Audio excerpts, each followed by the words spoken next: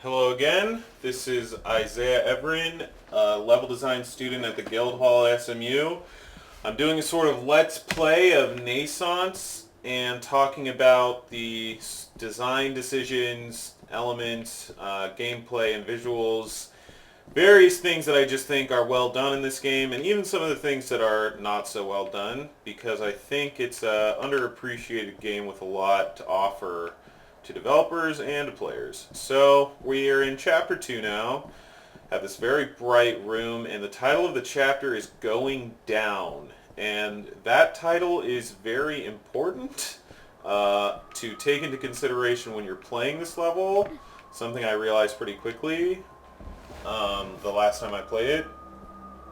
So, if you watched the last video, we have a super different environment from anything we've seen so far. I'll try to slowly sort of give a view of this. It seems like a city. We have buildings with windows, ventilation, we have stairs, doorways, pipes, girders, and then down there we have something weirder, these strange holes with sort of this cubey particle effect coming out of them. And I'm just going to spoil this now since this is an analysis of the game more than anything. Everything you see downwards is the level as you're going to play it. So there's nowhere that you can't really get to. I mean, there's some areas you don't literally go to that you can see in front of you, but everywhere you can get to is also down there. So whatever this guy did to accomplish this level of detail at such a large view distance, props to him, seriously. I think it's pretty stunning when you first walk out here and experience this. So we're going to take the title's advice and go down. Everything we're going to do is going to be about going down. When we first get down that ladder, there's two directions we can go. We can go over there, or we could go over there. And the first time I played this, I went over there, and it ended up leading me nowhere. But when I found the path you're supposed to go on over here, it was pretty weird. So it is possible there's a path over there. I don't think so. So we're going to take the path I know exists. As you can see right in front of us, there's some stairs that are, again, going down. So that is a clue to us that that is the path we should be on. We have very narrow stairs. You get this very distinct kind of fear. If you have a fear of heights, you can kind of get this almost vertigo sensation. I can't imagine playing this in virtual reality. I really hope at some point in my life that's possible. Oh, a little too distracted talking about it. So if you fall, you will die.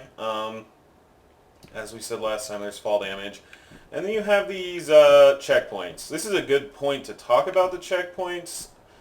We'll probably see more of those later when I get to the more difficult parts, but so the game has checkpoint system. Each time it kind of loads assets in, there will be like a drop in frame rate, a little symbol in the lower left-hand corner, and that's like a checkpoint. However, one of the worst design aspects of this game, I would say, are how far away those checkpoints can sometimes be from the challenge you were doing, and how tedious it can be to get back to where you're going. Because in a lot of games, the sort of time between death and being right back where you were upon dying, it's fleshed out by there being sort of significant gameplay, like if you die to a creature, or like a series of creatures you have to fight through, you'll at least get something to do trying to get back to where you died. But in this game, since a lot of it is walking, it's not always particularly just interesting to have to get back to where you were. But we're going to be super careful on these stairs, and then we're going to jump onto this ledge because I know it's a dead end down there on those stairs. I have a lot of these doorways that don't have anything in them. One might argue that those are distracting because they confuse you as to where the critical path is, but overall I don't think they slow down the gameplay too much. So I remember finding that this is the path you're supposed to go on and being pretty startled, because this is not a sidewalk, this is not stairs or a hallway, this is some weird metal girders on the side of this massive wall, and he does this interesting thing where you kind of have to drop down them between these little gaps between them that appear, and it leads you down to this set of stairs down here. But in general, we're following the light. If there's somewhere that has this quality of light, it's usually somewhere you can get to. Sorry, by quality of light, I mean, bright sort of highlighting lights. A lot of those lights down there that are similar quality are places we can go. And so it is trying to help us find our way. It's not going to just throw sort of this cacophony of visual noise at us and not give us any sort of indication of where it's possible to go. But I would say first-time players could, no lie, you will possibly get lost in this game. And I think the creator wants that to happen to an extent. And in my experience, it's not too bad, but I've seen some players in reviews online say it's really hard to find their way around, but I don't know. I've seen several people play this without problem, and so I'm not convinced it's easy to get lost in this game. Not too easy. So the reason I stopped walking is because we're going to make this sort of huge leap in geographical sort of visuals. You have that massive cavern over there, of buildings, and then you have this much more intimate version of that, which is smaller. You can easily see the full scale of it, and then it's connected with these sort of bridges and columns, and we gotta stay on this path. And the first time I played this, I remember it telling me, well, the tile's going down, so you have to kind of make it, you're going to see that this is a little bit of a maze where you can go on the wrong path, and there are some like side paths, but I'll kind of go on some of them and show you why they're worth going on. He definitely makes them worth going on. So we have this sort of domestic, almost street, alley, city, alleyway aesthetic going on, which I think like majorly contrasts with the last area we were in. Yeah, I'm pretty sure. So I have to go on this tiny ledge, then crouch. Yes, some particle effects in this game, not a lot. And then if you listen to that music, it becomes this sort of like, almost like a thriller action movie sort of vibe going on. And then these very different doorways. Oh, and so here you go. You go from the big, huge chasm, smaller alleyway sort of thing, and then he throws in these rooms that are like places that it almost resembles a bar, a place that would exist in real life, but a much more simplified version. Oh, and I just realized that's a stripper pole. I did not even notice that before. All these chairs are arranged to look over there. Wow. So, yeah, it has this area that's in no way gameplay relevant, but it gives this sort of feeling that this world is a place. Like, there's a reason for these things, even if it is super abstract. You could also see the color changing a lot between these spaces. The color, the light, the way lights are set up. Oh, this is even more dramatically different stuff going on. So this is like a sort of courtyard with these weird little table and bookshelf setups. I don't even know what that is.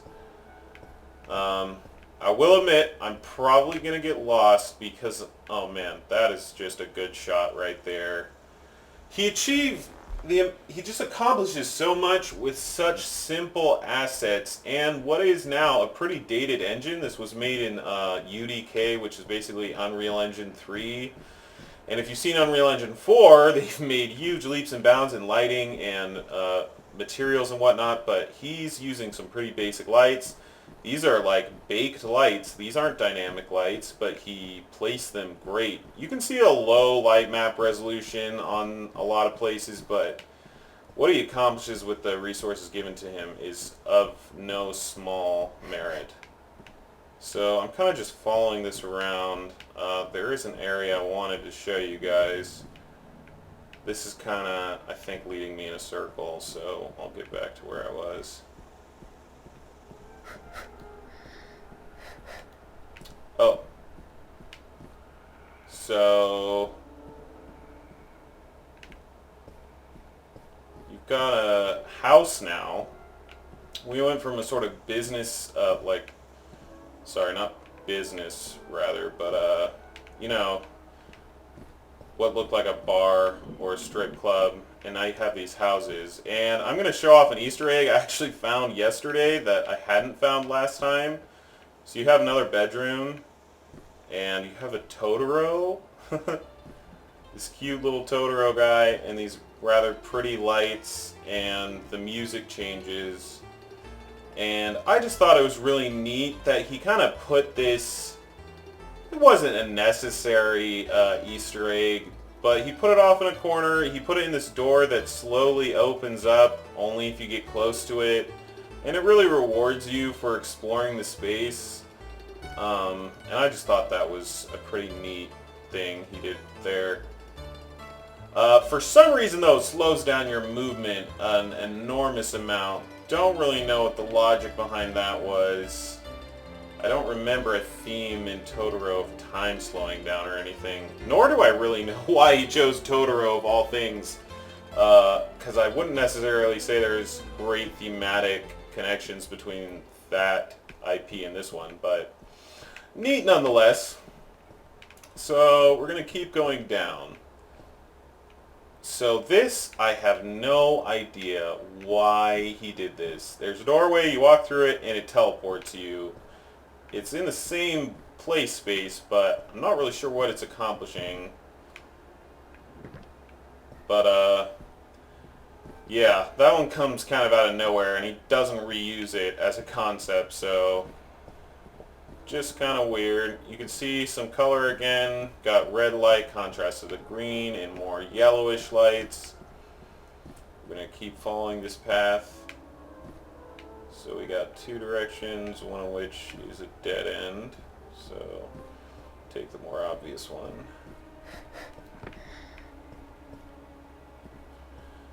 These doorways.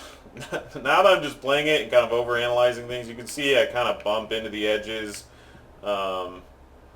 He generally has his scale and proportion on most areas down really well, but so there's another path that way, but I know I need to be going down, so we're just going to ignore it.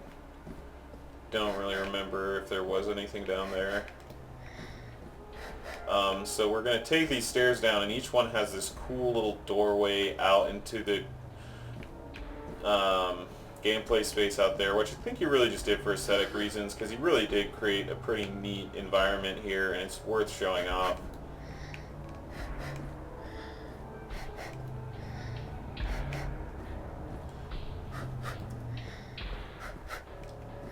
So over here we get another view of the larger chasm. We've sort of left that gameplay space. And you can see these giant dudes on the wall, which I call slugs for lack of any better word, because they appear to just be massive slugs. I have no idea why these guys are here. Obviously the world has very little explanation for why anything's here, but I think they're awesome. They're so pretty and yet so simple. They're like just these simplified creatures made of blocks. It's, I think, maybe one of the few only living things you could say shows up in this game. And I just thought it was a nice touch. So here's a cool part I really like. just one of those small details. The reason why I'm making this video is to sort of show off these details. You're coming down this hallway, and for all intents and purposes, this looks like a dead end entirely, but you come to the very edge, and you have this super narrow stairway, and then you're going to keep getting these narrow stairways all the way down. And he does these really interesting things with space and geometry and light to kind of trick your brain into thinking things are one way, but then you investigate further and it turns out they're another way. And I think that's a pretty big focus of the game. So in a way, it has some design philosophy similar to a game like Anti-Chamber, which is trying to kind of make you think your way through the environment. You can see this cracked stone here. He does, as I said in the last video, I think, it's just sort of little details sometimes that make the world feel a bit more alive and less, you know, just blocky squares all the time. Okay, I am not sure where I'm supposed to go right now. Sorry, one second. Oh, there we go. Gotta crouch.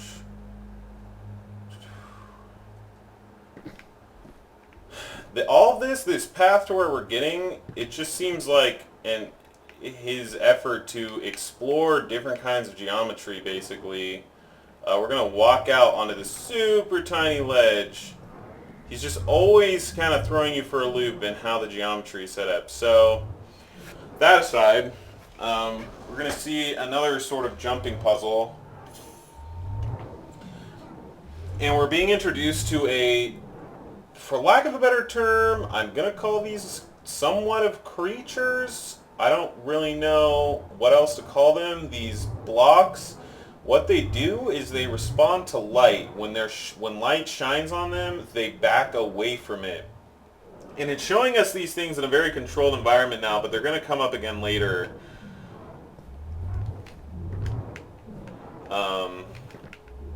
You almost don't even really notice that the light is involved in their movement the first time you play through this area, but later you'll see other versions of them where the light plays a big role in how you interact with these dudes. So, gotta cross those guys, pretty simple. I know the first time I played that challenge, I probably died more than once, but with experience, it's not too difficult. So, you saw the slug guys. Turns out you actually get to interact with them.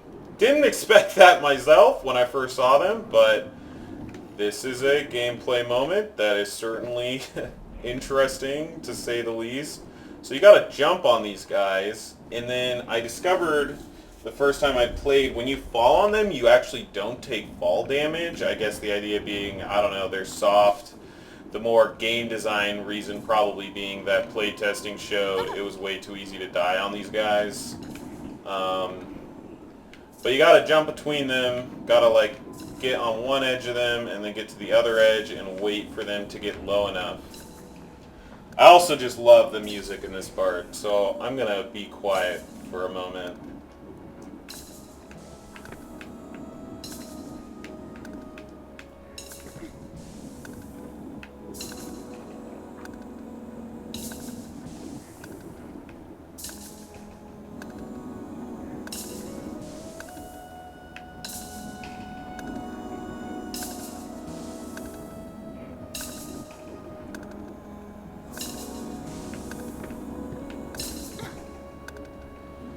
You can see the little pit thing that it burrows itself into right there to disappear.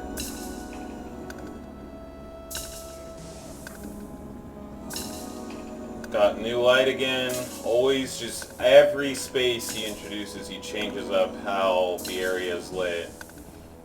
The color, the placement of the lights. Then we got some more slug buddies. Now, as we'll see, no fall damage. They're a little hard to get around on, which is my only complaint about this. Oh, I'm gonna miss. Oh, there's another ledge I can get on.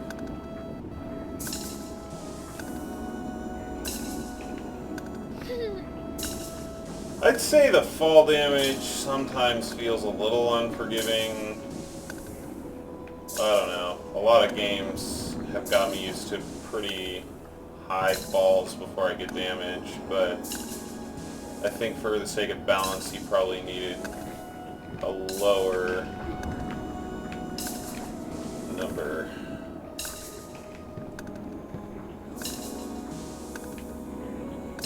Oh gosh. These guys are hard to get to the other side of sometimes because of the way they work. But I think if I jump... Oh, there we go.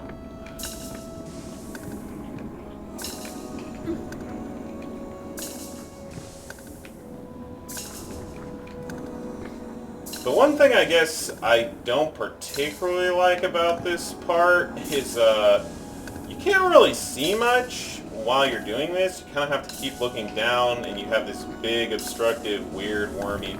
Oh, shoot.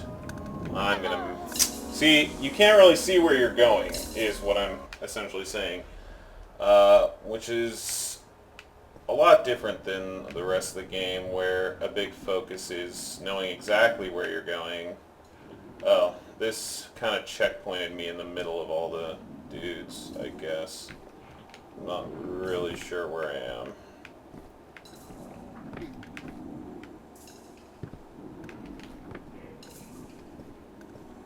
I'm on one that's going up, and I've got to get over to one that's going down.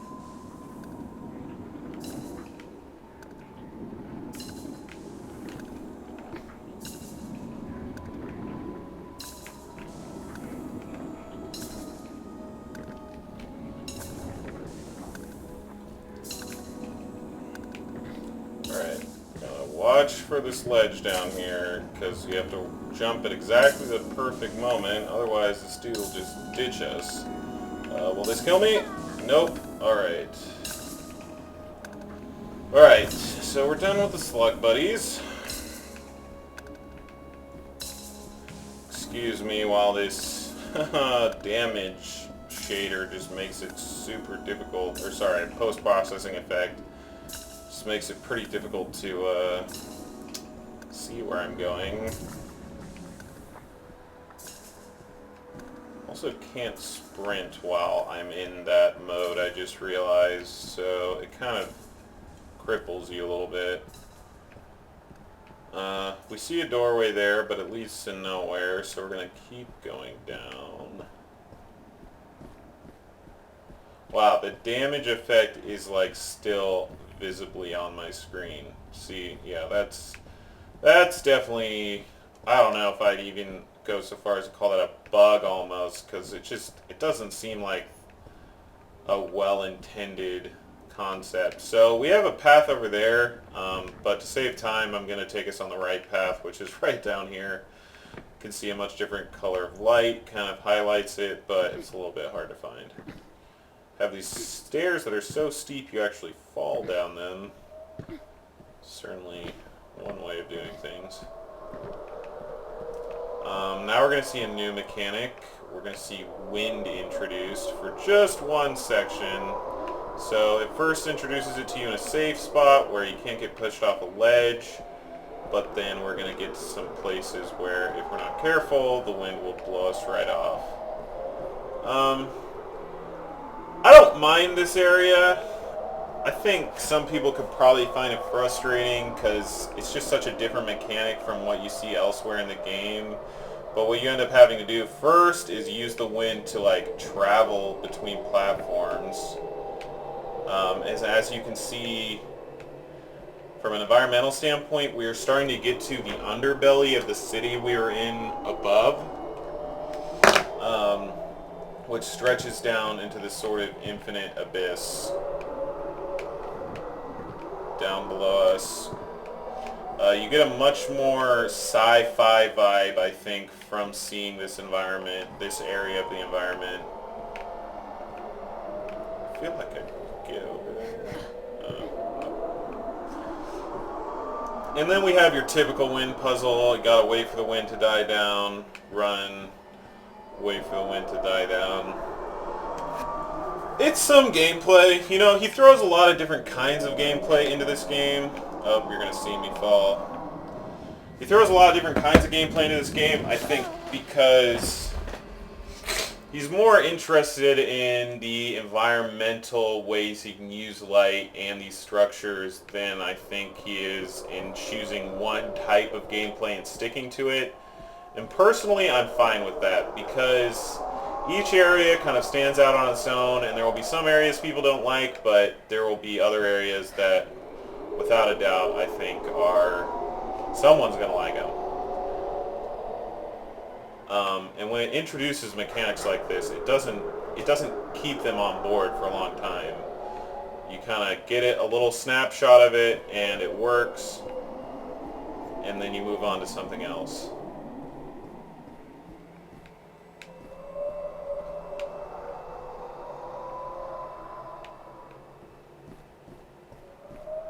See, that's it. Just a small little wind section. Then we got another pretty divergent hallway. Two different paths, but they both lead the same place.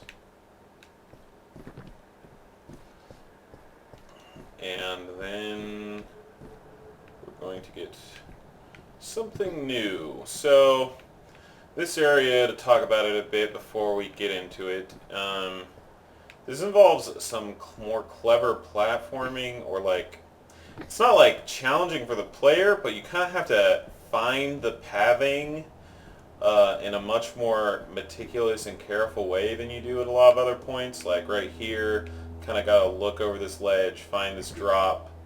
And like the title said, and I'm going to repeat this, we're going down, so we're always sort of looking down for where the path is going to be. And if you're not careful, you can definitely die on these areas, but it's not too hard.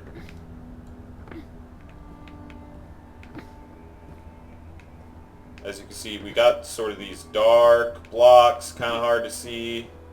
And then you get down here, and you get confused because all you can do is walk around in circles. And then you kind of have to wait for this scripted event to occur, which is annoying because it's the only time this game, I think, ever does this, where you have to wait for an event to occur that you don't even know is going to happen. But like I said, it gets away with a lot of things doing those things only once or twice, and I, in the end, don't really mind it. And I kind of really like this area, so you walk across these, and when you get onto the light at the end, the cubes sort of, they start moving to another configuration, and it gives this really unsettling sensation when you're standing on that cube watching the others move around you, of like the fact that you're so high up, and this play space is just so big. Over there you can see a place we're going to be able to get to. Over there you can see a place we're going to be able to get to. It's so big, and it definitely triggers a little bit of vertigo.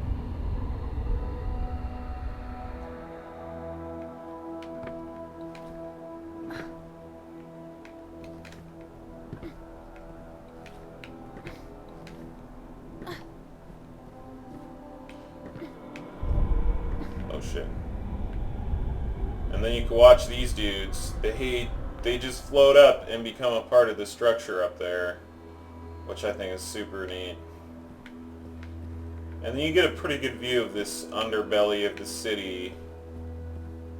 Over there is another play space you can get to just off in that distance. I recognize these from playing it, and you could totally just go through and be like, oh, those are just like sort of distant decorations, but no, a lot of this stuff is stuff you're going to get to, and then you're going to be able to see the place you were as well. So this area, this is where I could see people getting super frustrated, because he takes the concept of darkness and light and kind of letting the player find their own way and takes it to an extreme of just these super unlit large areas that you can see I'm walking through, that you can barely see those stairs. Like, you could barely, like, if you have a hard time seeing dark stuff, you might want to jack up the gamma in this game. And then there's a couple places you can see you can get to, but you're not really sure where you're supposed to be going. So I'm going to explore what I'm pretty sure is a more optional path that doesn't lead anywhere, to just demonstrate, one, I think the interesting architectural stuff he's doing, but two, what could be considered a design mistake of creating so many dead ends that it could frustrate some players. Because, like, these areas I'm going in, they're nothing. They're just empty areas, and they're not even as interesting as the, like, houses and stuff we saw in one of those earlier zones. You can hear some new sound effects. I know the first time I played this, I found a lot of these sound effects rather unnerving, but talking through the whole thing, you don't really notice them. So there's nothing there. That was all just one massive dead end, and I'm not sure. I'd love to talk to the developer and see what was going on in his thought process when he made those sorts of areas. But I'm going to take us to where I know we're supposed to go, which I kind of, when you play the game, you sort of just find it through process of elimination of, well, where haven't I been? Is this a dead end? Nope, it is not. See, this led us to the next area, and it could have been as much a dead end as anything else, but it's not, so I guess I've probably said enough about that. So we're going to follow this super subtle pathing to the next major area. And so this is this sort of large room, very descriptive, large room, new sort of architectural style.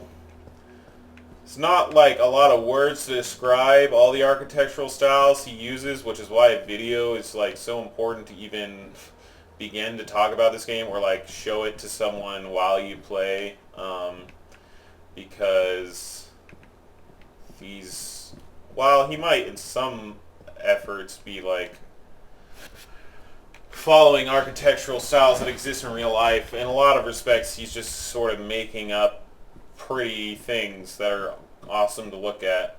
Anyways, we're at another puzzle involving these solid, unsolid blocks and some moving lights. I'm just going to run through it pretty quickly because I know the solution, but I remember the first time I played this puzzle, I had to bust out some paper and really think about it, because it's not... So it seems like it's not intuitive, then it turns out all you really have to do is go in a circle. So this block here, there's 4 lights touching it, meaning you got to get all 4 lights out of the way of the middle, but when you move lights, they block off these side paths. But it's actually pretty easy to solve once you just try solving it. I remember the first time I tried, I think I just got lost, but as you saw, it's really just a process of moving 4 lights and moving kind of in a circle around it so that you didn't trap yourself. And then it opens the path to the next area, which is a great area visually. As you can see, we have this massive courtyard still on the underbelly of the city. We're going to be down here for a while, actually. With these neat statues. Nothing, they're not complex statues. This right here is like more visually complex than the statues, but just the layout of it, the vastness of it, the difference between this sort of environment and the environments we've been coming from, it's just, it's a nice experience. This game is above all else about exploring. So the relatively simple gameplay we've been seeing is secondary to these environments, I would say. So this is another example of hideously difficult to find pathing. I'm going to take us where we're supposed to go because I've played this area twice already. But if you ever try out this game, don't remember this pathing, good luck finding your way, because I think this was probably the most annoying part for me, honestly, is figuring out where I was supposed to go. So, pathing in the dark led us to this area. I guess one interesting thing I realized when playing this again is that the really well-lit areas are actually not the critical path anymore. It is more those darkly lit stairways that have now become the critical path. And it almost is like the game is telling us it's okay to go into the darkness. It's okay to like look for the paths that are hidden and not as obvious. And while it's a cool message and maybe even a cool metaphor, it is, from a gameplay perspective, obviously frustrating. So, we can see the next puzzles over there. Alright. We're going to kind of find our way there through deductive reasoning and find there's a stairway right here, which you can barely see. I mean, I feel like I see fine in these environments, but I would not be surprised to hear someone say is too hard to see. I think I love it. I love the contrast, and I don't have a hard time seeing in this at all. I think it kind of proves how, I mean, we are in a respect as humans adapted to see in the dark. We're not wholly reliant on the light. So this is one of those dudes we saw earlier, now in a different sort of mode of working. He's sliding back and forth, bouncing off of these lights, and I'm going to gender this nonsensical cube for some reason. Alright, so new gameplay area coming up. I'm not sure why he teaches us the cube right there, because it doesn't become relevant again for a while, but it is what it is. There's definitely a controlled chaos to this game. As you can see, I'm in this sort of labyrinth, getting lost as I talk, but it's not actually that hard to get through. Oh man, we're running pretty long. This chapter is long, so excuse me if I start to lose my voice a bit, but we're gonna chug through this. I'm not gonna get into the full details of this area. Sorry, I'm getting some weird controller input. So we have a new alleyway. We have these awesome archways, these sort of buildings, doors, bridges. Another area that makes this really feel like a city or a place where someone lives, even though, you know, the pathing is abstract and bordering on the absurd.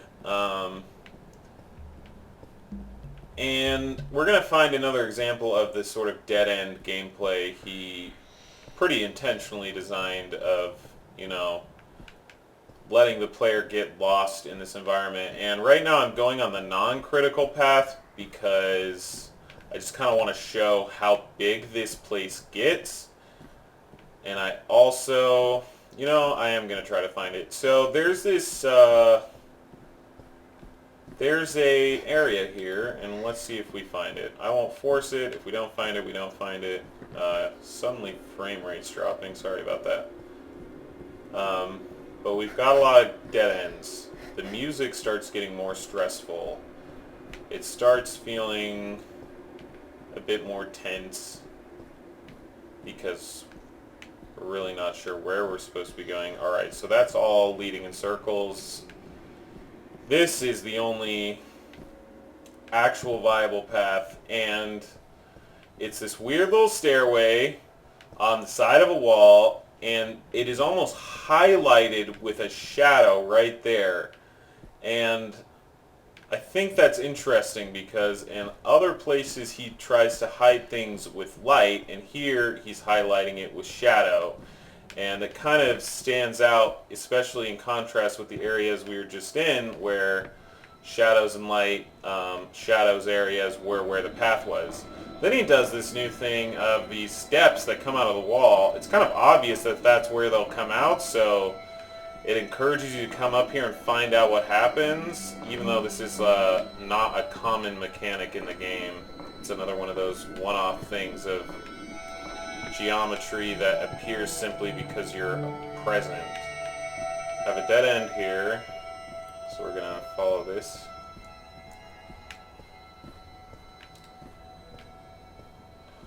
He switches it up between narrow stairways and wide stairways very frequently. So over there you see a black door and a white door, and sort of parallel to these two doors that are both just to one open room. And I'm pointing this out because it's another thing I think is interesting. You come in here and you see that this is just one area also. And you see you have a doorway down here to a bright light, you have a dark dead end, and then you have a path over here. And the player might assume I should go down the light side because a lot of the game has been setting that up. And this is where I'm pretty convinced that he is making an intentional, like, gameplay and almost metaphorical concept. He's trying to force it on the player that no, the light isn't always where you're supposed to go, because here we go. We're going to go towards the light, and we're going to go in the stairway. And this is going to lead us here. We have stairs that go up and stairs that go down. Let's go down. So if you just heard that, that was the door closing. So we are now in, spoiler alert, an endless stairway. We followed the light door and it led us to what is literally a trap. And I spent probably 10 minutes in this stairway the first time I found it because I could not figure out what I was supposed to do to get out. So if you stand by this door, you hear this sort of knocking. Super creepy.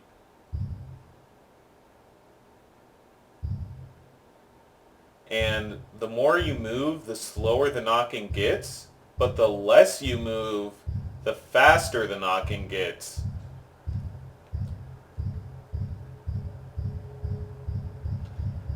And it's just this sort of obnoxious sort of troll sort of thing he did where forces you in a trap, doesn't really give you the tools to figure out how to get out of it, and not only that, it gave you a choice of two paths to go. It gave you this, just to, highlight it, light door, dark door, and the light door led you to that. And I think it's interesting. I think, it's kind of funny. I found it pretty frustrating the first time, I'm not going to lie, but again, it's one of those, every sort of new area you find gives you this sort of one-off random thing you can experience. So we got more of these little block dudes, or even dudettes, since random little black blocks certainly don't have a gender. And they are cute. There's no denying that. They are now like totally living creatures. They're responding to this light. They're making this cute little sound. They have these super simple animations, and they're, I think, a lot of fun.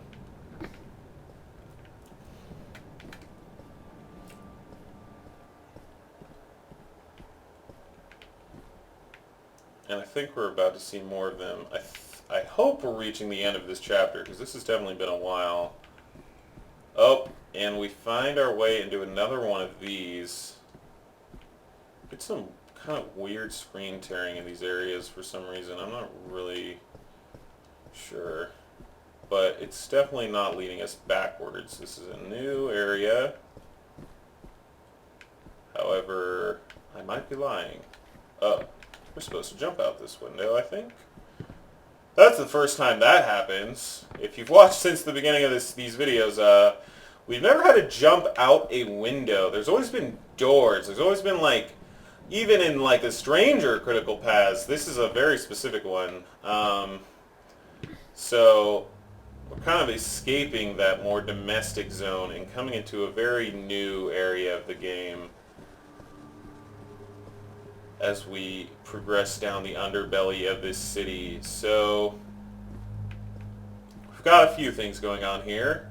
I'm pretty sure this is like the last puzzle in the chapter, and this is the first, I'd say it's the first like pretty significant puzzle. I remember it took a friend of mine a while to figure it out. There's a lot of pieces to it. The game hasn't given us this many gameplay pieces so far, but we've got this this stuff that we've seen before that'll disappear if it's unlit, but the thing that's lighting it is like this massive cube, which there's no way of turning this off or moving it, so we've got to do something else. And if we see over here, we've got one of these orb dudes, and we can push him and get him in the way right there. So he's like trapped. He'll wiggle a little bit. I guess he's pissed off about being there, but then he stops wiggling. And then we got another setup of these, one of these dudes and a light. So let's move the light. Scares the dude, and he bounces back and forth because there's a light right there. So we're gonna get under here. So this is like the first puzzle that really enforces this spatial-driven logic of how to manipulate elements of this game. So we got him stuck there, and now to get him out of there, got to make him jump. So he'll keep jumping away from that. Whoops. And then if we move this light,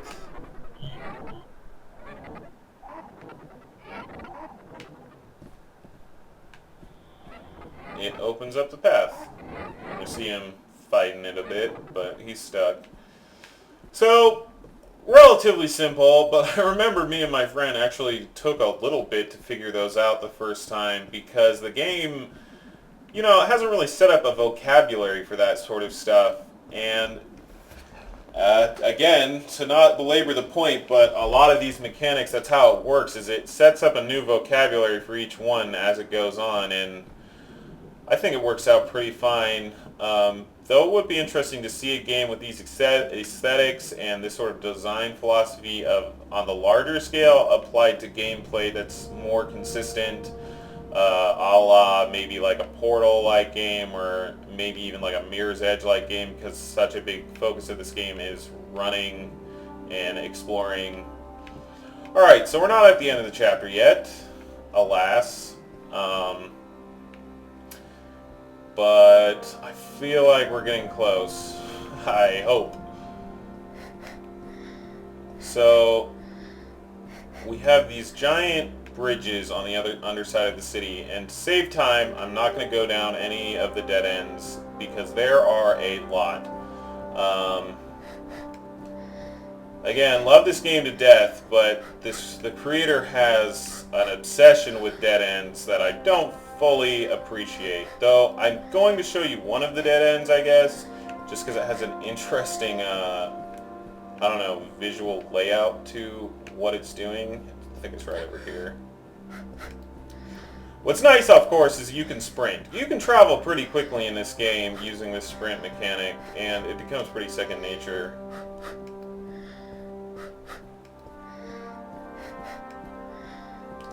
I think it's the doorway right here.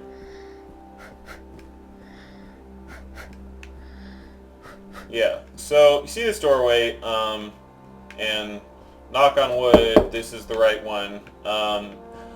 If you walk up to a lot of the other ones in this area, they are totally blocked off. Oh no, this is one of them. This is one that's blocked off, so